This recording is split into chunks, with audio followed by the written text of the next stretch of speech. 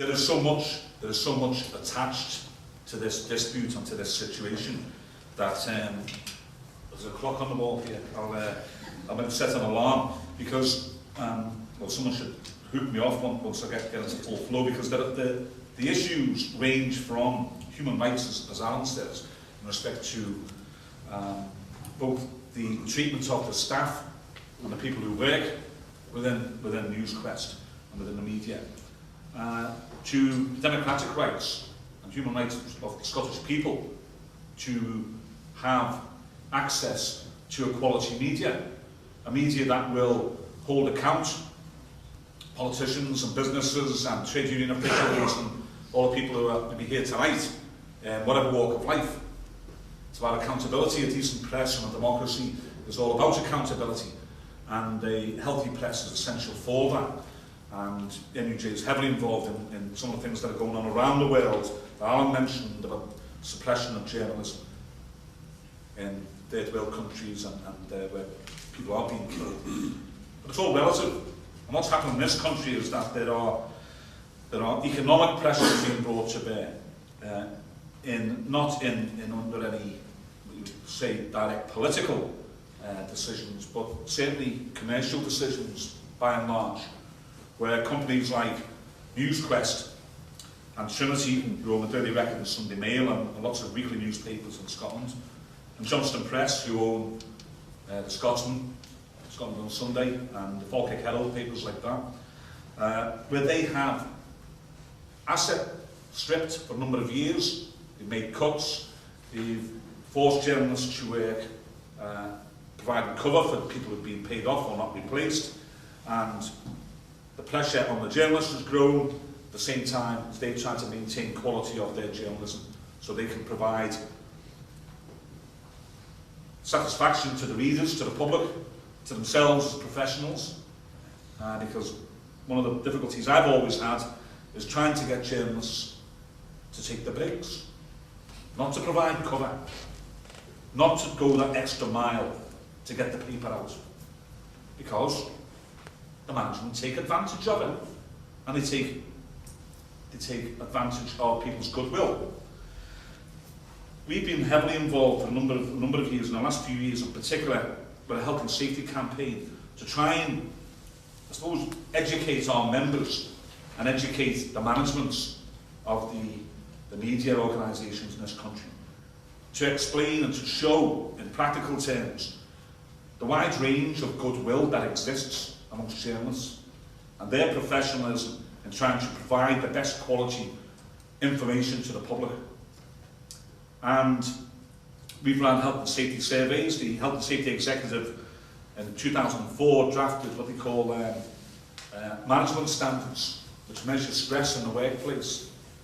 Even the government, even the Westminster government, said it's one of their priorities for health and safety because it is so widespread a problem across the public sector and private sector.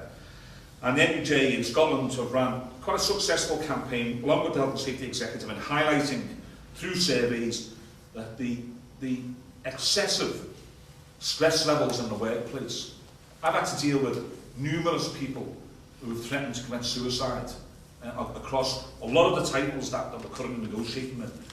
We've experienced members of ours committing suicide, and that's you can't get away from that. That is a reality that NUJ officials sometimes have to deal with. But on a daily basis, people are not getting breaks.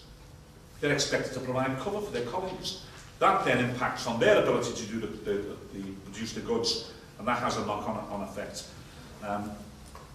NewsQuest in particular, I'm not just going to concentrate on them more than anything. They have a slightly different approach to the other companies, and we've ran a number of campaigns backing up the results of health and safety surveys. For example, Daily Record and Sunday Mail a few months ago, we balloted for industrial action because the laws of this country dictated that we had to, and all we did was advise people not to work through the breaks, to take their lunches, to take their tea breaks, take a screen break, right, under health and safety regulations. Within a week, the newspapers ground to a halt. They lost edition after edition.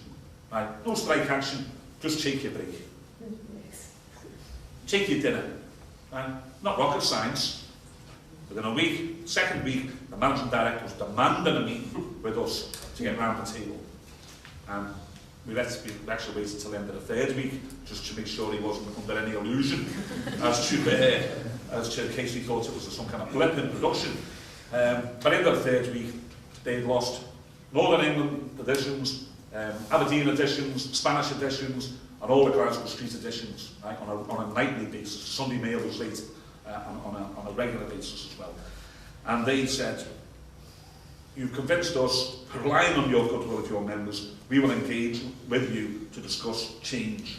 We need to make change, we want to bring a new system in, but we will do it hand in hand with the NUJ every step of the way.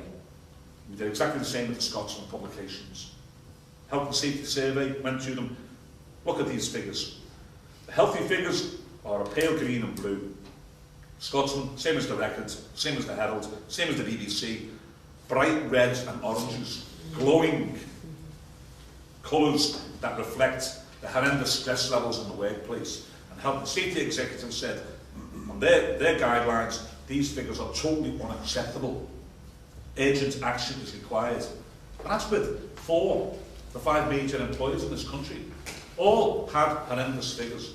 We then had to engage with the management and try and force them to address that. And we've done that, we've done it with the BBC, and they came back with new management training proposals to try and reduce the stress. And then a week later came back and suggested that we might want to agree to another 70 redundancies, just to help with the stress levels.